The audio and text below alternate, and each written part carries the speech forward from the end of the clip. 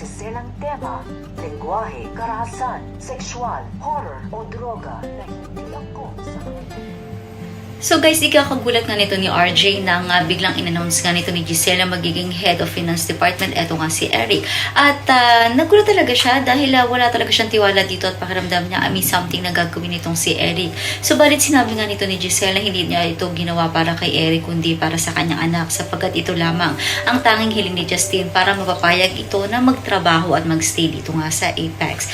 Ngunit ngayon natuwan-tuwa si Justin na nakapasok na siya sa loob ng Apex at sabay na mga tanyag ay hindi daw niya ito gagawin para sa kanyang lolo kundi para sa ibang bagay. So isang malaking kalokohan nga yata talaga ang gagawin ng mag-ama nga Justin at eto nga si Eric. Samantala ramdam pa rin ni Annalyn ang sama ng loob ni Doc Carlos sa kanyang pagbabalik dito sa Apex. Subalit mapipigilan pa nga ba ito ni Doc Carlos na lumipat sa ospital ng kanyang ama? Yan ang dapat nating abangan dito nga lang sa Abot Kamay na Pangarap.